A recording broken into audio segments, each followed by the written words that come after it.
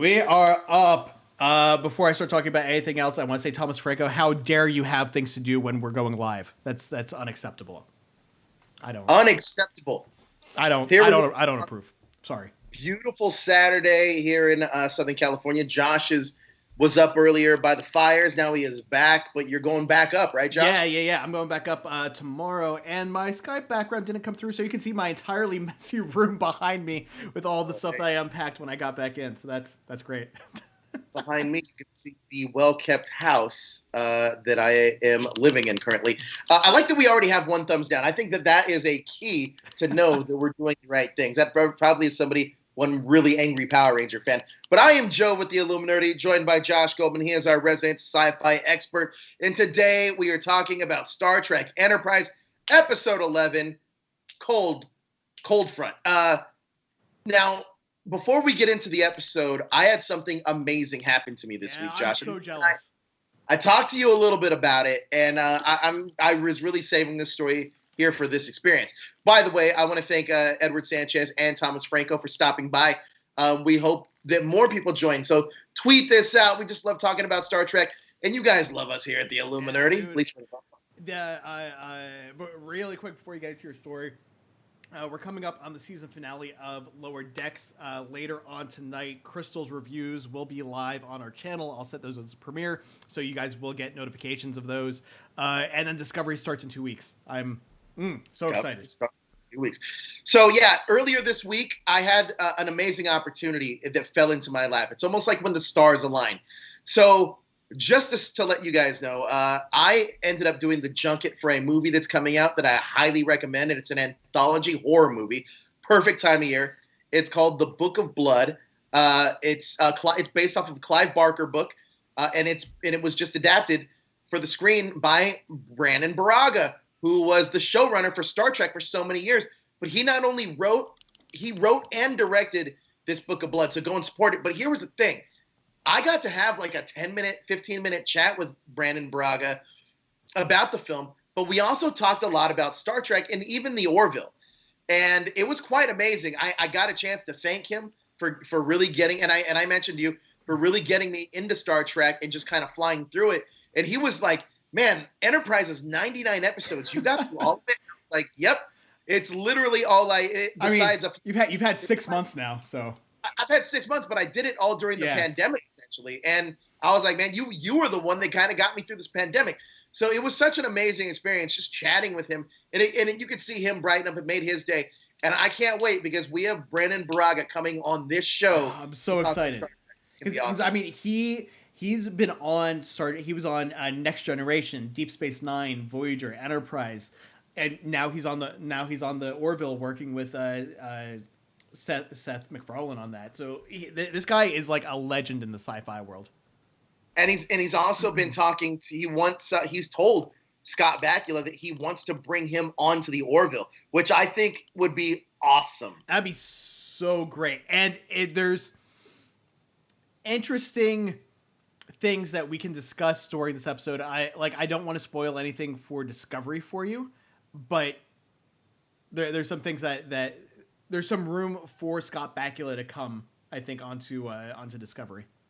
And also, he's down for a Admiral Archer show. I'm just letting you know how cool. I'd be so down for that. Like if Scott Bakula raps on was it CSI or NCIS or whatever the show is that he's doing now in New Orleans, if he went back and did Star Trek, that would make me just as happy as if he went back and did another Quantum Leap show. Oh, I couldn't agree more. But this week we got Cold Front. And you know what, Josh? I was going to use this, and I don't know if this is in any of your notes, but it's something I stumbled upon. Fun fact here. This episode, if we were living in Star Trek canon, if we were actually in the Star Trek universe, actual episode takes place in September of 2151.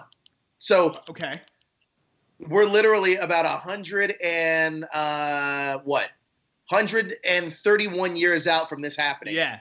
Star Trek. It's kind of crazy. So we're right about that time. It's pretty interesting, though. But let's get into it, man. I like this episode. Let's talk about it. This was so far. This is definitely one of my favorite episodes. I don't know if it is my favorite out of the 11 that we've seen so far. But it's definitely up there, and it was fun for me because I remembered who Crewman Daniels was. Like that is one of the things from the show that I do remember from when I had seen it originally, and so when I saw the thumbnail on Amazon for this, I was like, huh. Because the thumbnail they have on Amazon is almost the same as the thumbnail that I made for our episode here. It was that same scene with all of the future stuff happening in the background. And I was like, all right, so we're gonna get into some of the temporal Cold War stuff in this episode. And then we got that opening scene with the Suliban. And then it cut right to Crewman Daniels bringing Archer breakfast. And as soon as I saw him, I was like, oh, this is it. This is the first episode where we really get into this stuff. So, like, I was excited from, like, the moment this episode started. So this is also, from my recollection of this, and I literally just got done watching it, this was also the first time when I was watching the show originally that I was extremely invested into it because I didn't know. I mean, you had mentioned who Crewman Daniels was ahead of time. Right. So now I finally got to him. I remember being like, oh, so this is where it all starts. And this is exactly where we kind of get that callback to the first episode, which I really enjoyed. We kind of open it up with the Suliban and that mysterious figure again. And this is like, we're 11 episodes in, and we're getting callbacks to episode 1. You think about that in TV time, that's 11 weeks. We are talking, that's months that we have had time to get that callback. We're talking over 2.5 months. Yeah, and that, you know, that's something that's interesting about both about the show and just how TV has evolved now, because with the way modern storytelling is, like, and you can even see this with some shows, like I know you don't watch it, but like Supernatural has been on the air since like 2005. We're in its 15th season now. If you watch the show from the beginning up until now, you can see just how much storytelling has changed by the way the show happens. Like, I don't know any other series that's on where you can see like a definitive change in the storytelling techniques that they use in the show just because of how long it's been on the air. Except Doctor Who. Doctor Who. Definitely. Doctor Who is a weird one to me though, because like even though Doctor Who feels more like Power Rangers, just because every couple of years you end up getting a new Doctor, so it kind of shifts. But with this episode of Enterprise, like you were saying, we finally come back to what we had been seeing in the premiere episode. But it's everything in between was kind of filler. Right. And now with the way TV shows happen is, yeah, you get filler every once in a while, but there's no way you would go 2.5 months without coming back to like the main plot line from a show. Right, and this is the intriguing part about this, and you're completely right about this, the storytelling. This whole temporal war, the seeds were planted episode 1. Here we are, episode 11, getting a little bit more of it. And we don't even see the ramifications of all this until season 3. Yeah. So this is definitely one of those things where it's like you're hooking the fans in deep, and I love this style of storytelling, which is ironic because I feel that like if this show would have come out in the genesis of the streaming era, it would have dominated. Mainly because it's such a binge-worthy show that you get the plot lines, the through lines, quicker when you're binging it that way. I feel like shows upon rewatch, if they're doing it in a binge-style rewatch, Lost and Game of Thrones, and actually Heroes work a lot better with a binge-style watch-through. Same thing with Enterprise. Heroes absolutely does. I actually rewatched the first season of Heroes a few weeks ago. Because, I mean, it's like 22 or 23 episodes for the whole thing. And you can get, even though the episodes are an hour, you can get through it really quickly because that first season really feels like a cohesive story from end to end. There's a few filler episodes here and there, but all the way through, everything connects. Lost, I tried to restart watching it, but I want to get back through it again, but like the 26 episode seasons for that, like there were a lot of filler episodes in Lost, and like it was rough. It was rough for me getting through that first season. The thing that happens with Lost, though, is that yes, it starts off with a longer season, but once you start getting to like season 4, it condenses to a way shorter season, and the storytelling gets a little tightened up. Mm-hmm. And I think again, had Lost been on a streaming service, I think that's if Lost was on Amazon, I think it would be probably one of the best shows ever Oh, created. absolutely. Yeah. Because you can, it's just like when we read comics, right? Like when you're reading like a trade, it's very rare that you're going to get inserted in the middle of a storyline, Right. like this random like, one-off, and it just doesn't happen. That's not the way comic book storytelling works. But in terms of streaming, you can do that. Hey, Mikey, Donnie, thank you for joining the chat. We truly appreciate it. Edward, Thomas, you guys are awesome. And look at that, Mikey's made it midway through season 2. Tracking along. I mean, you finished, but he's gonna be caught up like really quick. And another thing that we have here is the super chat, and we know that a lot of you guys watching right now are regulars. So thank you for joining. No need to super chat, but it does help support the show if there's anybody out there that wants to support that. But again, we're not asking for it. Only if you can do it. We know these are tough times, and you got to take care of you. But we want to do something and for everybody out there. That's why we're doing Star Trek, to expand our horizons, do something new with the Illuminerdi. Step out of that Power Ranger bubble a little bit, right, Josh? Yeah. Because like we were talking on retro, like Lost Galaxy. I'm like really starting to get into that series now, but it's made me crave like watching other sci-fi things again, because it's bringing me back into that that space, like just like headspace. Right, and I mean, and it's great watching Discovery. I'm already a step ahead watching Enterprise, because you get to live that. And I feel like getting back to this episode, we meet the alien race that's coming aboard the ship. The one thing that I love about when they meet that alien race, is that Jonathan Archer is so happy to extend a hand, and even greetings, like a handshake for Jonathan Archer. It's like, this is the way we do things. I love that he's Earth's ambassador, and it's like this is like, imagine if a quiet badass dude was Earth's ambassador. I mean, going forward, you know what I mean? It's like our idealized version of who we want a leader to be. I really loved his conversations with the captain of the other ship, and like when he was introducing himself, because like it felt like he was putting on this not a show, but like he changed his tone, and he was more contemplative of what he was saying. Like it sounded like he was really trying to think about what he was saying as he was saying it, to make sure he didn't like say anything weird. And I liked that, like going from that to him now trying to find the Suliban, talking to Ensign Daniels, was just like a completely shift in who he was as a person. So the winning image has a great. I love this comic. It says, "Love Joe and Josh and all the Illuminerdi." Oh, wow, thank you so much. Winning it. That's it. You're a new name. I haven't seen you here, so thank you for joining us. Yeah.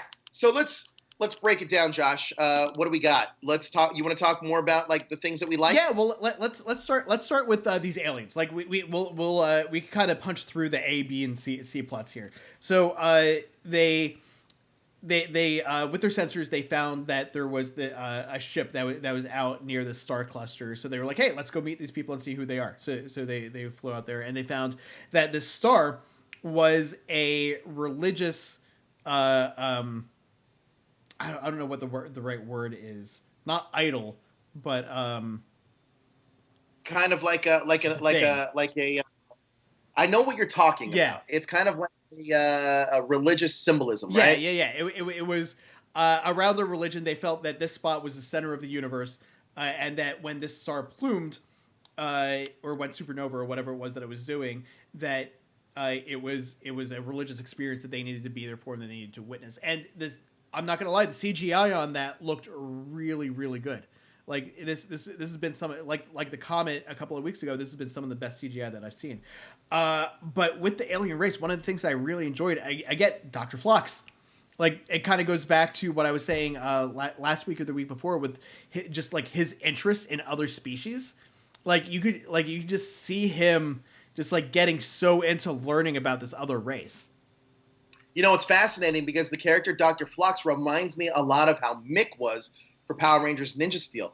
A little bit. I feel like I wish there was a version of Phlox for Power Rangers that was kind of like that character. Because I think that sense of wonderment about these new species, but also being completely proficient, is an amazing quality. And I like that Phlox comes from like a different species where they do things just a lot different. And it's almost as matter of fact to Phlox. where it's kind of, well, this is just the way we do things. But he's open to learning. He's open to exploring and learning new things. I like that a lot about the character. But I also like just the awkwardness when Jonathan Archer meets the aliens. Of like, I don't necessarily know your customs. You don't necessarily know my customs. So I was watching 90 Day Fiancé with Stephanie. And we were talking about, there's this one couple in 90 Day Fiancé where they are, they only met online in this beekeeper like Facebook group, but they don't speak the same language, nor do they share the same customs. One of them's American, and the other one's from Turkey, and it's completely different culture shock. So I like that we're getting to see that 90 Day Fiancé version of this in a sci-fi setting because it makes sense. Yeah. Like when they brought the aliens over and they brought the gifts to Archer, and he was like, we don't have anything for you, but we made a dinner in your honor. And they're like, oh well, we typically fast right now, but we'll make an exception. I thought that was a really cool moment because it showed that this alien species also was really receptive to being to exploring other cultures as well. They didn't take, like, if you would, I hate to say this, but now in 2020, if they were making that show, that would have come across, instead of being like, oh well, we'll forego our customs and we'll have dinner with you. Instead of doing that, they would have been offended by it. They would have been like, oh, sure, how dare you make a meal for us? Don't you know that we fast during these times? And that's not what happened here. And I appreciate seeing that because with the state that the world is in, it's nice to see other cultures being open to understanding other cultures. I mean, it's essentially Star Trek Enterprise, I feel, is kind of almost like an allegory of the what if Christopher Columbus would have done shit the right way. You know what I mean? Yeah. Like, it feels very much like that. Like, again, and this is the thing with Jonathan Archer, and this is where you go in the sci-fi spectrum, is that I think Brennan Braga and Rick Berman have such a good understanding of the universe at this point that they've seen past mistakes, not just in canon, but just even in the franchise. So I think that and you got to respect the fact that they go back, because I can't even imagine, like, I would love it if it would happen in Power Rangers. If they're like, all right, we're going to tell the story of like the first Power Ranger team ever. And that'd be so good. Right? So like, and honestly, that's what the Q Ranger could have been. It's like, this is the first Power Ranger team, and out of all these aliens, and this is how people get their powers. It could have been that way. But if you have it with Enterprise, they have to pay respects to so many different seasons of Star Trek and not alienate those seasons, but at the same time bring in new viewers. It's quite a task. Like, it's not an easy task whatsoever. Yeah. And I think that they did such a good job of executing that on such a high level by integrating it. And it seems like Lower Decks is now doing that on a comedic level, which is even cooler. Yeah, man, I can't wait for you to start watching Lower Decks, because like these past few episodes were really, really good. And this last episode, I don't want to spoil anything, but there's a scene in it that you know how like I showed you that scene from the original motion picture where there's like no dialogue or anything for like 4 minutes, and they're just like flying around the ship. And then we were talking about how that was a thing in the first episode of this show as well. And then they did the same thing in Next Generation. They also did the same thing in The Cage. I just recently watched The Cage. They do a it's not necessarily like on the ship, but it's like this long montage with the blaring score behind it, like going through space. And it's done so 60s, but I still love it. Like and you know what?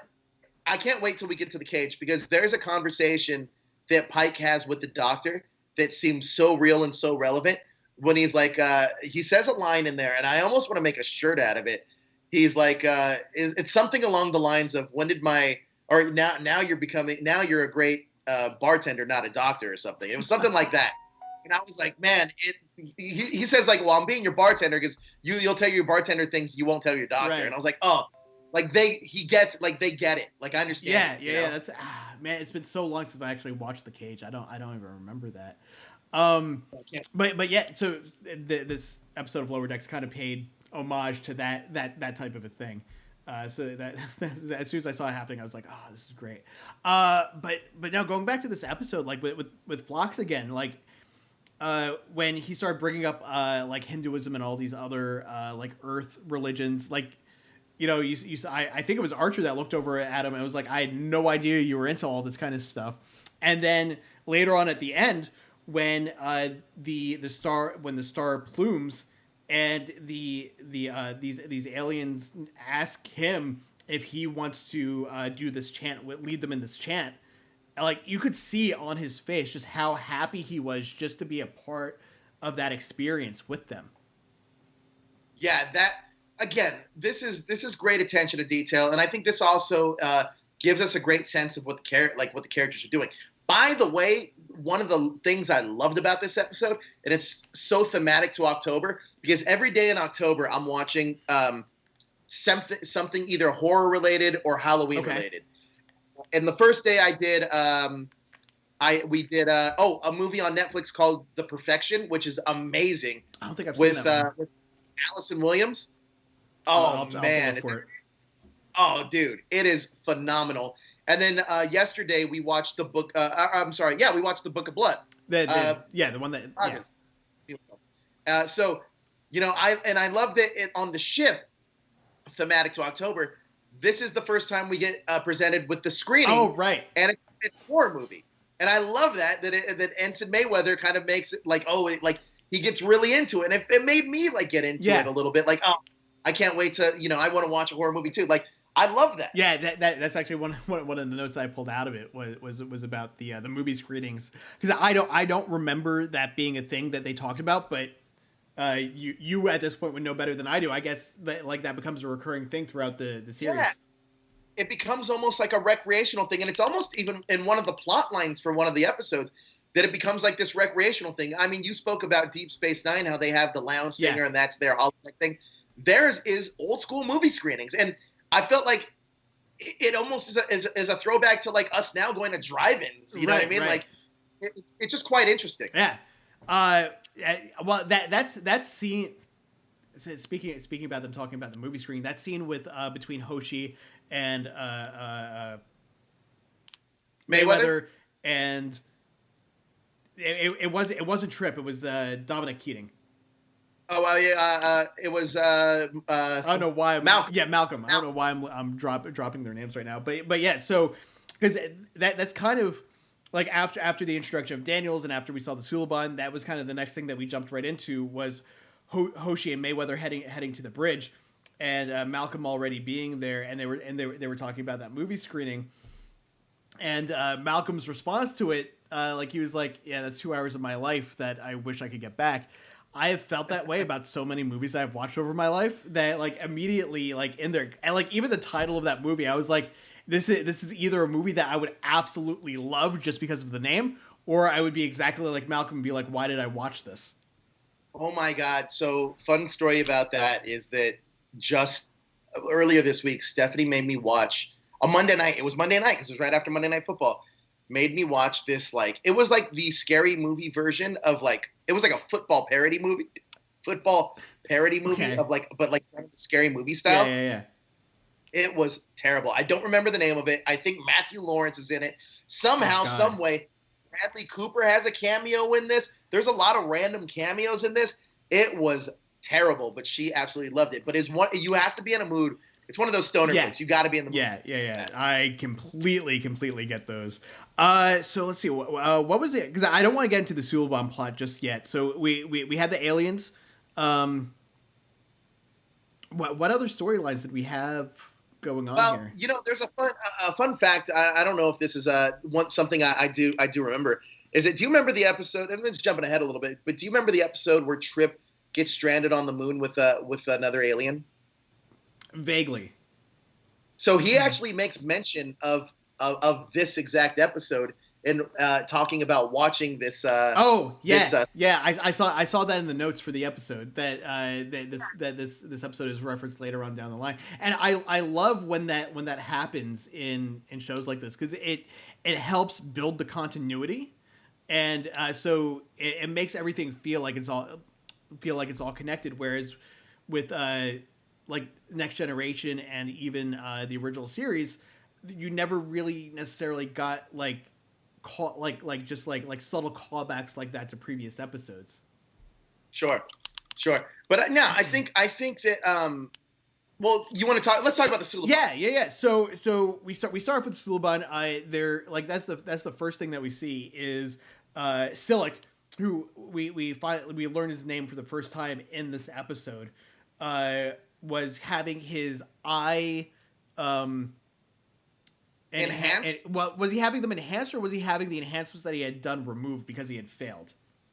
Oh yeah, I think it was being removed. Yeah. So he had failed with the Klingons. So this mysterious figure from the future was removing the enhancements that he had given him and gave him this new mission to go onto the ship.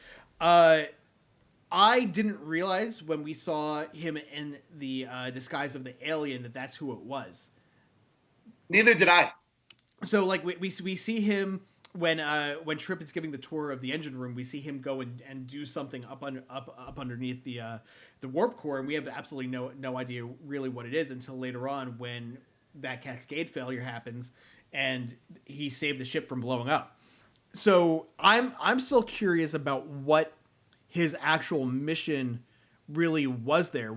What like how was saving Archer and the crew part of the mission, since his original mission kind of hinged on them not going out there? It's a great question that I don't have an answer to. I always took it as we're talking about crewman Daniel, right? No, Silik. So what was Silik's actual mission? Because was it to get the things from crewman Daniels, or was it something else? Because like on the ship he was like, I know there's someone here trying to get to me. And I want you to stop them. So, if he wasn't there to stop crewman Daniels in the first place, or to get these future items from crewman Daniels, what was he actually there for? Well, I think he was definitely there to two reasons. One is to steal crewman Daniels' future tools, but also to maybe expose crewman Daniels a little bit, because I feel like that there's this war that's going on that's in the backdrop of the story that we don't really know about. And I think that's the thing, because I think it's left very ambiguous of the way things kind of play out. And it leaves you with a lot more questions than you have answers at the end of this episode. Yeah, because I mean, as an audience, obviously we know that the Suliban were not the good guys in this. Right. I don't think there's. I don't think like even someone who's not familiar and hadn't seen the show before. I don't think. Actually, I guess Mikey, since you're kind of getting into this for the first time, you're a good person to ask. When Silik told Archer that he was actually the good guys, was there any part of you that was like, huh, maybe he's telling the truth? Or were you like, nah, this guy's full of shit? I was like, nah, this guy's full of shit. See, I feel like, I don't know. I feel like it could go either way, because I feel a great way to even think about that is kind of like in the second episode when we go to the temple. Oh yeah. And there's this question of like, are these people spying? Are these Andorians spying? And it's like, no, they're not spying because we don't have anything there, but we do have something there. So like, I feel like with Star Trek, at least the way that it's set, they leave it where it's almost like this weird Twilight Zone twist that happens sometimes, because you don't necessarily know who to trust. And I like that. Like, I like the fact that even me as an audience member, even though I agree with Josh, it's like I said before in previous episodes, it's like being a member on Archer's crew and being like, I don't know if I trust this dude, but you know, what does Archer think? Kind of right. Yeah, exactly. That's kind of why I wanted to see, because again, I kind of knew where it was going, but there were a couple of moments where I'm watching it, I'm like, wait, is Archer going to believe him and start like distrusting Daniels a little bit more? Because we knew that he was trusting Daniels just on the fact that it seemed like he had to, like he had no other choice at that point. Not necessarily out of a sense of, no, I really believe what this guy's doing. I agree. I mean, looking at it now, it's very clear to know who the villain of that situation was. Or is it, though? Because there are things that happen that I don't know. I like the way that this story is told, is because crewman Daniel has a very specific mission with Jonathan, like almost the protection of Jonathan Archer. Right. And that stops at nothing. And we don't necessarily understand that yet, but knowing where it goes, and I love, like you said, when you see crewman Daniels, when he's in there for breakfast and he's talking to the captain, he's like, and he's asking these questions like, why are we changing courses? Like, like you could tell that like there's something that this is leading to. Right. And I like the payoff. Yeah, just because immediately he was someone that we had never seen before. Archer asked him, I don't remember the name of the person that was supposed to be there. I think it was like maybe Williams or something. Archer was like, isn't this this other person's shift? And he was like, oh no, we traded for whatever reason. So immediately you're like, something's going on with this guy. Right. Seems a little fishy. And I mean, obviously it was. I'm interested to see like towards the end, because obviously no one got any of the future equipment. Archer ended up destroying it so it stayed out of the hands of the Suliban. But they locked up his quarters. They removed his roommate and they put this lock on the door so that no one else could go in there. I'm kind of curious.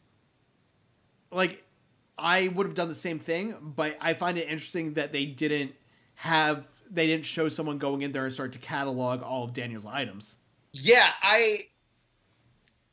well, look, his room or his quarters, this whole thing plays into another storyline later on down the line, and it's actually used almost as a joke plot device in another episode with Clint Howard in it. So that it is, and it's fascinating. That's why I agree with you though that somebody should have come in and kind of catalog things. Oh, if Josh was in our studio and that happened, he'd have to buy it here. That was the rule. But yeah, I think that having somebody in there and cataloging all this stuff would have probably been the best move. However, do you think that having that technology in Starfleet's hands is necessarily a good thing, though? That's a good question, and that's also kind of a question that comes up numerous times in different Star Trek series. Like there's a couple of episodes in The Next Generation where you get time travelers from the future that bring technology back, and Voyager, towards the end of Voyager, future stuff also really comes into play. And now, man, I really need to watch Voyager again now too, because the things that were happening with the time travel episodes in Voyager feel like they could directly relate to what was going on here. Exactly. Like with the temporal Cold War, which is also Voyager. But now that you're even opening this can of worms, I feel that like if this ties into Voyager, that would be insane. I don't remember. But the interesting thing what I was talking about earlier with Discovery is, so at the end of season 2, like, this isn't really a spoiler. I mean, it is, but it isn't. They jump like 900 years into the future. So Discovery takes place 10 years before the original series. So that's 80 years after Enterprise, I guess. Wait, time out. Discovery takes place 10 years before the original series? The first 2 seasons of Discovery take place 10 years before the original Cage series. Takes place even before that? Yeah. Oh, wow. Yeah, so the Cage, because we get Pike in season 2 of Discovery, and that took place between the Cage and the original series. Okay. But now that Discovery in season 3, they've jumped 900 years in the future. That's, I want to say that's a little bit earlier than the temporal Cold War. Oh, wow. But I need to do the math. Because Daniels was from the 32nd century. Was it the 32nd century? I think it was the 32nd century. It's right around the era of Power Rangers Time Force, because Time Force is in the year 3001. But that's interesting. There has to be a timeline somewhere in Star Trek that tells you like where everything happens. Yeah, let's see here. Star Trek Discovery season 3. So while Josh does that, I am going to speculate that this. I don't think the temporal war is the final thing that happens that we've seen in Star Trek, right? No.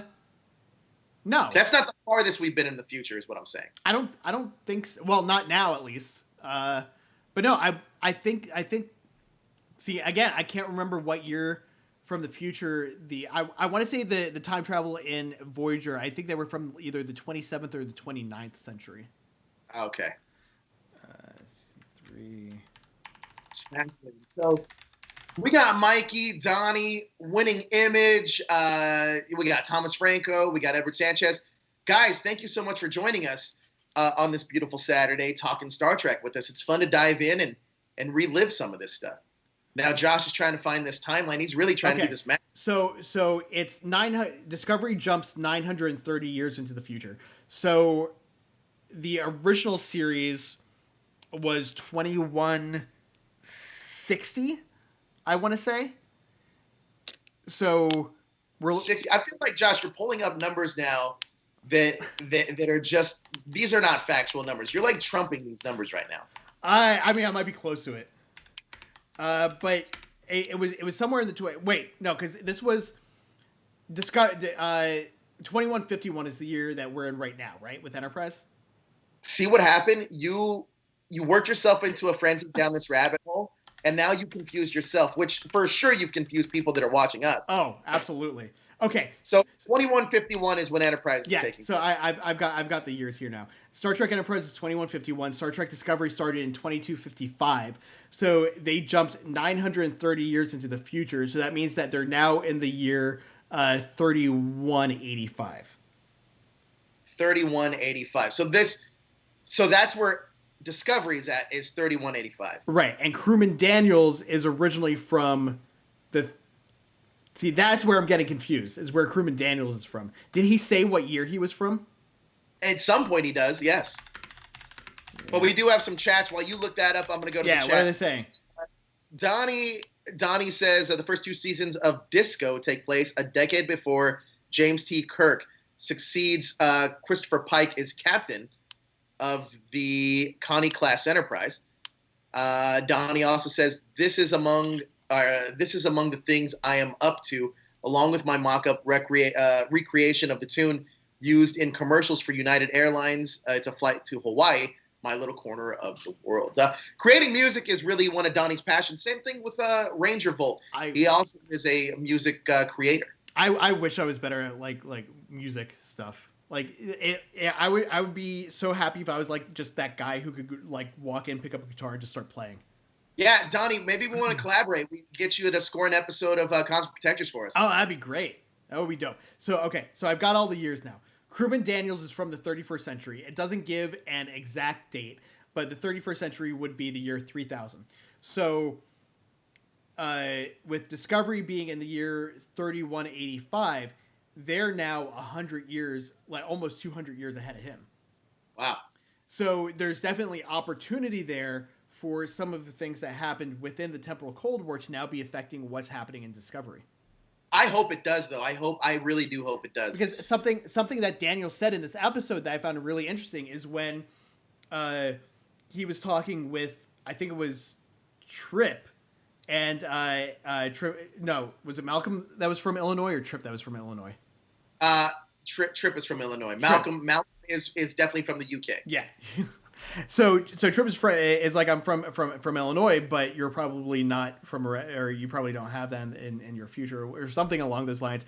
And Daniel says, oh, we definitely have Illinois, but it's not like the Illinois that you know, and makes some reference to, he says something like, Earth isn't quite the same as what it is now in the future. So I'm really interested in Discovery to see how they tie that into it. It's going to be interesting, and this is why I think this show is such a focal point for everything else, is because everything spins out of this. And I know that it's interesting because it's also retrofitted to fit all the other shows that came before it, like in actual like production order. Yeah, I think that's what's kind of crazy to me now is that, sure, we got Picard, which takes place in basically the TNG era, just a little bit after that. So nothing in Enterprise really would have affected what happens in Picard.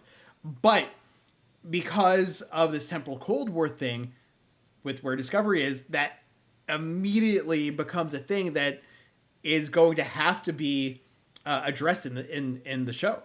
So now watching, I'm honestly now really glad that we're watching Enterprise, because I'm going to be able to see direct things that they're going to be referencing. Well, I'm hoping in these next couple of weeks I can catch up and get on that Discovery show with you guys, because I know that you're building a cast for it. I think you can do it. You've got about 30 episodes to watch.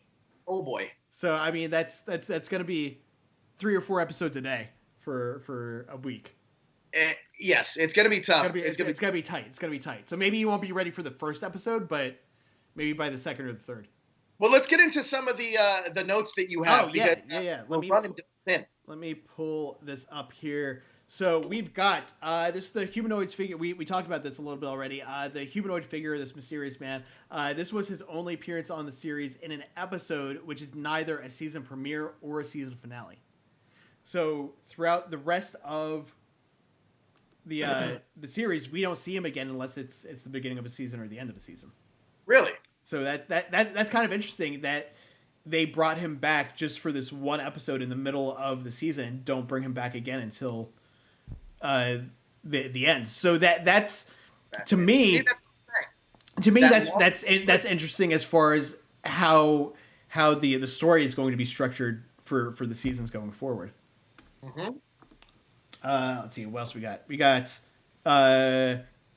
So we're always talking about the timelines here for how long they've been out. So according to Archer and to Pohl, when they were meeting the aliens, they've now been out for 4 months, 3 weeks, and 6 days at the 11th episode mark.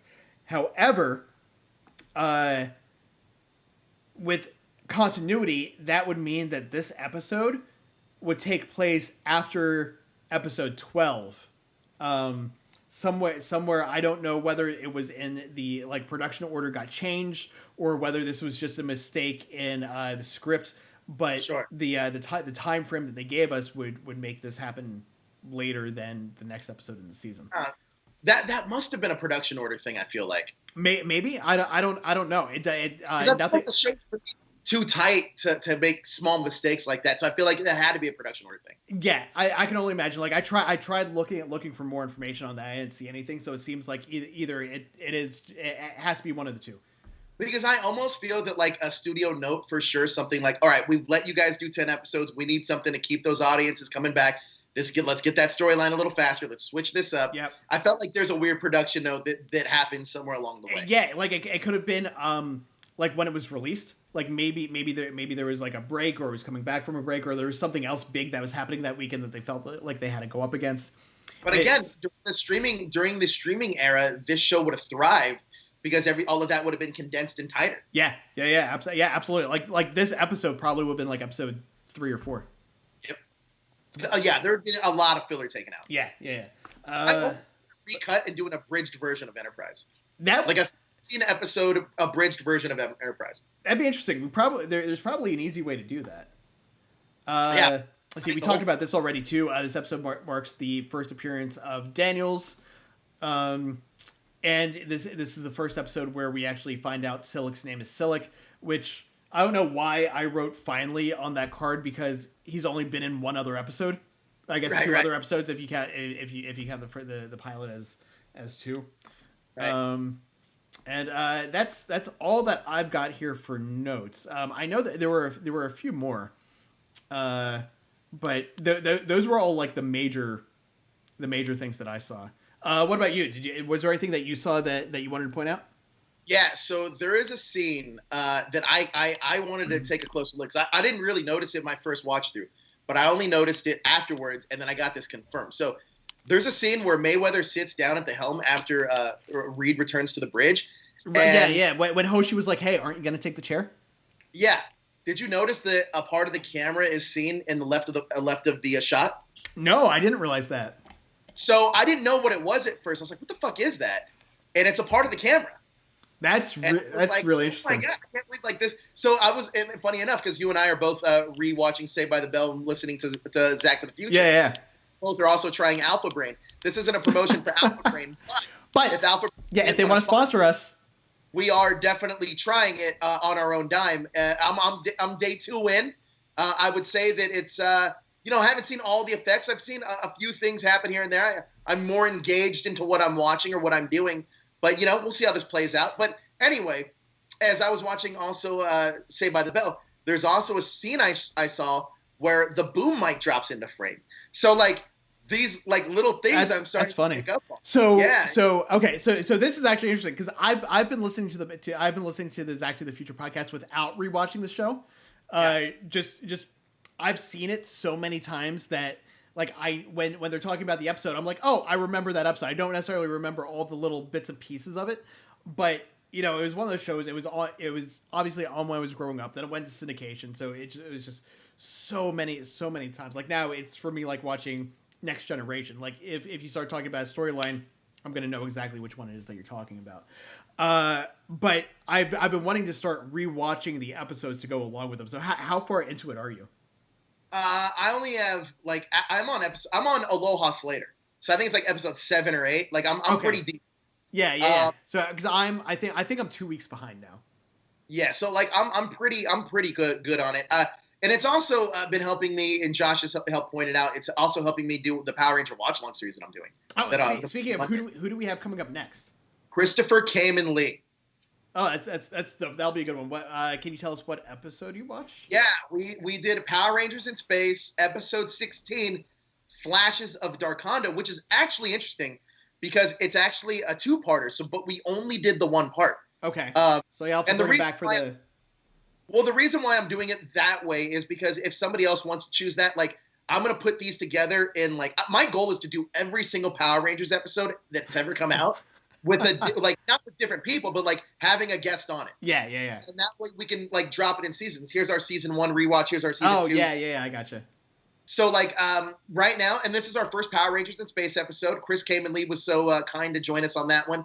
A lot of fun facts I learned about that episode about the character of Andros and about how it was presented to Chris. So it's an interesting watch. Definitely an interesting watch. Yeah, I'm kind of looking forward to that just because like. Christopher Kamen Lee is also one of those dudes who, when he starts going off on stuff, it's just so entertaining to watch him. I will say this, though, and I'm learning this more through Driscoll. What's his name? Dashiell Driscoll? Dashiell Driscoll.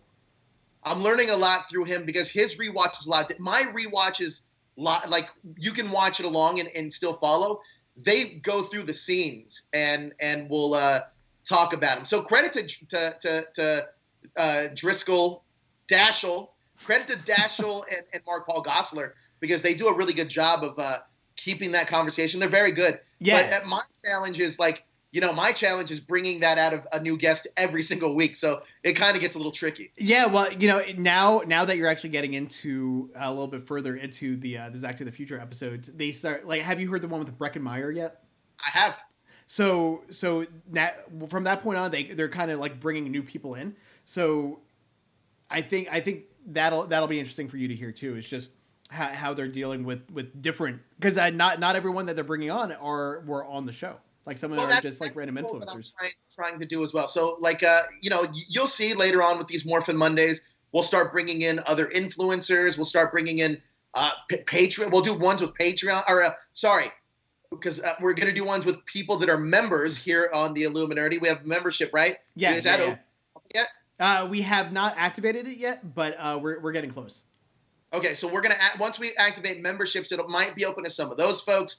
But it's gonna be a fun. I think it's gonna be a fun experience. And with every episode we do, I think is getting better and better. So like it's improving, and I like the course that you can watch these in no particular order, and they're gonna be improved. Like every episode is gonna be different. Yeah. Honestly, like after.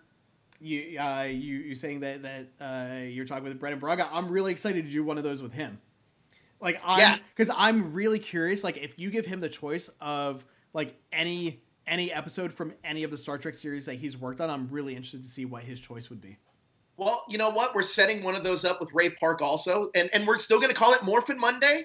It's still going to be Morphin Monday, but what we're looking to do is make those that aren't Power Rangers specific. Those Morphin Mondays are going to be possibly for our members exclusively for a time, and then we might release them as bonus episodes later on down the line. But me and Josh have a fun plan for this Morphin Monday. Yeah, I think those will be really great. What else in this episode do we need to talk about? I think we've covered most of it. I think we covered it. Look, this episode is one of those episodes that I like that it builds. Yeah. The building blocks. for the blueprint of the show are really in the first episode and in this episode, and then you start seeing it more and more. And I really like that. Crewman Daniels is one of the most intriguing characters throughout the whole duration of the series. And like I said, I was telling Eric this. Every time you see him pop on screen, you know shit is about to go down. Right. And right. that every time I would see Crewman Daniels, I would get extreme, like I would perk up and get like, okay, I know what I'm in for this. So just seeing him back, watching it back today, and I was like, oh yeah, it's a Crewman Daniel episode. This is gonna be fun. So I like that a lot. Yeah, like rating these episodes, this easily gets a 5 for me. Easy 5, yeah, easily a 5. It was fun. It was entertaining. It moved the story along. So like this episode like hit all of the marks that it needed to hit. Right, I agree. Let's see, what do we got? Wow, what's next week's episode? Well, Josh, I have a little bad news. I'm not here next week. Oh no! But I think we should have a guest replacement for me. Yeah, we could pull in either Eric Berry or Heirloom, Nice. or Bryce. Hopefully I'll be free. Or hey, even Crystal live. Oh yeah, that'd be great to get her on because she'll be able to do her review of the finale of Lower Decks live on the show. So I will talk to her about that. And then hey, you might have a pop-in appearance from me talking to a certain person that'd be great. This episode, right? Because we have that little bit of footage that I could still be on the show, kinda. Yeah. Okay, so the next episode is Silent Enemy, where the Enterprise is hacked by an unknown alien starship as Archer orders the crew to install experimental phase cannons, and Hoshi is ordered to find out what Reed's favorite food is for a birthday dinner. So I love this episode. It sounds like it'll be another fun episode. I saw like the first 2 or 3 minutes of it after I finished watching this one before I killed it, and just that opening scene, seeing the ship kind of fly in and then just not say anything and not respond. I was like, okay, now I'm sold. I need to figure out what's going on. I love this episode because I remember them really digging into Malcolm's past, and I really like this episode a lot. Yeah, you guys are gonna have a good time doing that one. I think it'll be fun. Great. So we will confirm later in the week who our guest is going to be. I'm going to say that our time is tentatively again going to be 2:30 for next week, depending on my work schedule. That we might have to change that up a little bit, but we will let you know since we now have the community tab on YouTube. We can post when things are changing. So let's see what else we got coming up. We got nothing else tonight. Tomorrow we have. No, but we have wrestling tomorrow. So if you're a wrestling fan, tune in. Jay, Nate, and Pumps. They're going to be back on talking the latest going on in wrestling. I fixed Pump's name on their overlay, so I'm sure he'll be happy about that. Do you know what they're talking about tomorrow night? Is there anything going on? I don't yet. I'm sure I will later on. But we have that. We also have some news dropping all next week. A lot of big news. Especially if you're a DC fan, Ooh. I'd say subscribe to the subscribe to the Illuminerdi and turn on your notification bell if you're a DC fan. We have a lot of stuff coming out. I'll have to talk to you about that after we get off the air here.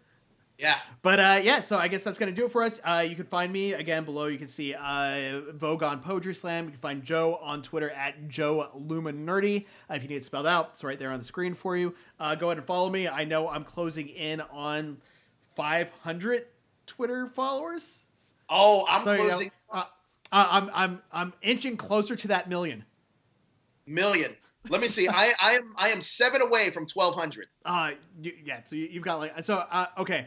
So I've got 700 to catch up with you. So that's a challenge for you guys watching, is to help me catch up with Joe. But I'm always gonna keep it growing like faster though. Yeah.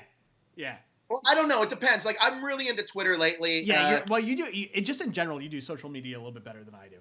Yeah, I mean, I've really started diving into Twitter lately, and I love like that's the best way. If anybody that's ever watching, the best way to interact with me is through Twitter. Same with me. I was saying earlier on Retro, I barely use Facebook anymore.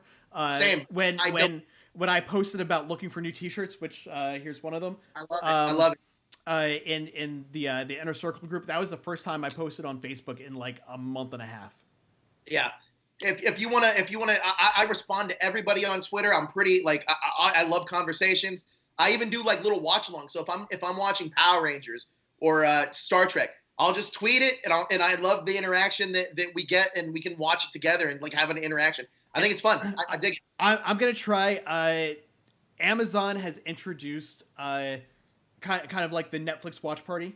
Hulu has watch parties on there now too. Amazon has also now introduced that. I know Disney Plus is working on a similar thing. It's not like the watch parties that you can do on Twitch where you have video and like live interaction like that. It's just all chat right now at this point. But when I will post on Twitter, and I will try to remember to post in the Illuminerdi's inner circle when I sit down to actually watch this next episode of Enterprise. So hopefully we can get a few of you guys in there watching it with me, and we can discuss it as we're watching it, so we can come back to that during our conversation on the show. Guys, we want to thank every single one of you guys for watching this episode. We're trying to really get our Star Trek content really going, because it opens the door for a lot of cool other things that we want to do here at the Illuminerdi, like more sci-fi stuff. And I know a lot of you Power Ranger fans want to see more content too, because we're working on a Kamen Rider show and possibly a Super Sentai show that's going to have a whole new cast for it. So, you know, the more views this show gets, the more new shows we can start up. So we want to thank every single one of you guys for joining us along the way. Please hit that like, share, and subscribe button and that notification bell if you're a fan of DC. And we are the Illuminerdi, and we are always watching. Bye-bye.